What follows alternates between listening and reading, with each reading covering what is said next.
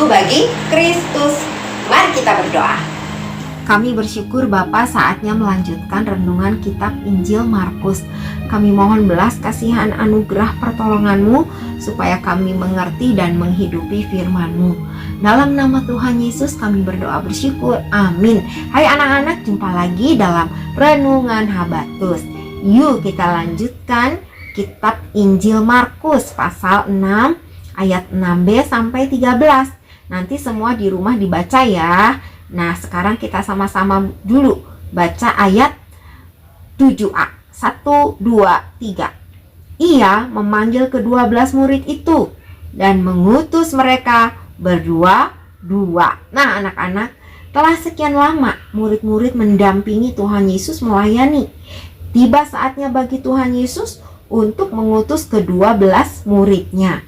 Tuhan Yesus ingin mereka juga melakukan apa yang telah dilakukan oleh Tuhan Yesus di hadapan mereka. Tuhan Yesus memanggil ke-12 muridnya itu dan mengutus mereka berdua-dua. Tugas mereka adalah memberitakan Injil dan mengusir roh jahat. Oleh sebab itu, ia memberi mereka kuasa atas roh-roh jahat. Tuhan Yesus juga berpesan supaya mereka jangan membawa apa-apa selama melakukan perjalanan. Mereka hanya boleh membawa tongkat dan memakai alas kaki. Mereka tidak boleh membawa roti, bekal, uang, dan membawa 2 baju pun tidak boleh. Kalau kamu nih ya pergi ke sekolah, tentu orang tuamu memberimu bekal untuk makan siang supaya kamu tidak kelaparan. Atau diberikan uang jajan agar kamu bisa membeli makanan kalau bekalmu kurang.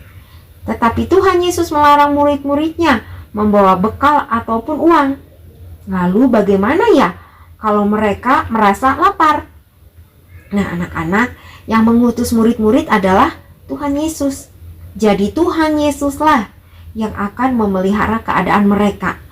Tuhan Yesus tidak akan pernah membiarkan mereka mati kelaparan atau kehausan. Tuhan Yesus berpesan lagi nih di dalam ayat 10. Coba kita baca sama-sama.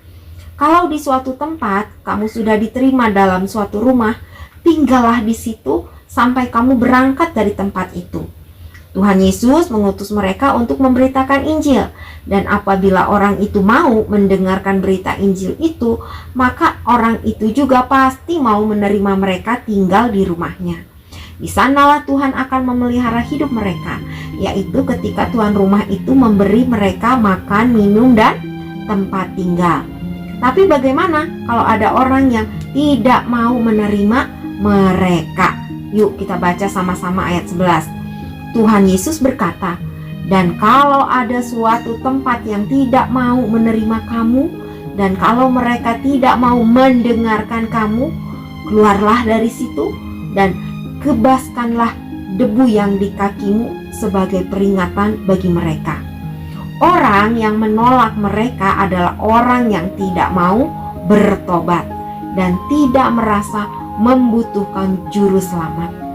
Setelah itu, ke-12 murid itu pun pergi untuk memberitakan Injil. Mereka mengingatkan orang-orang agar bertobat dan percaya kepada Tuhan Yesus. Mereka juga mengusir banyak setan dan menyembuhkan banyak orang sakit dengan minyak. Nah, anak-anak, murid-murid melakukan apa yang diperintahkan oleh Tuhan Yesus, dan dengan kuasa yang diberikan oleh Tuhan Yesus, mereka dapat menyembuhkan orang-orang sakit dan mengusir banyak setan. Dengan demikian, Tuhan Yesus melatih mereka untuk menjadi rasul-rasul yang luar biasa. Nah, Tuhan Yesus juga ingin kamu dan saya tidak hanya belajar, tetapi melakukan firman Tuhan. Tuhan Yesus akan memelihara hidup kamu dan saya, sehingga kamu dan saya tidak kekurangan apapun saat memberitakan Injil. Nah, Injil itu adalah berita besar, berita sukacita, berita tentang Tuhan Yesus. Tuhan Yesus yang mati dan bangkit pada hari yang ketiga, hidup, menang selama-lamanya, dan memberikan hidup yang kekal, hidup yang baru bagi setiap anak orang yang percaya kepadanya. Tuhan Yesus juga menyertai dan memberi kamu dan saya kuasa agar kamu dan saya berani memberitakan kasih Tuhan Yesus, yaitu tadi berita Injil, dan juga mendoakan orang-orang yang sakit. Puji Tuhan, Tuhan Yesus memberkati. Nah, buat anak-anak yang belum percaya Tuhan Yesus, Yohanes 14 ayat 6, kata Yesus kepadanya, "Akulah jalan dan kebenaran dan hidup. Tidak ada seorang pun yang datang kepada Bapa kalau tidak melalui aku." Puji Tuhan. Mari kita berdoa.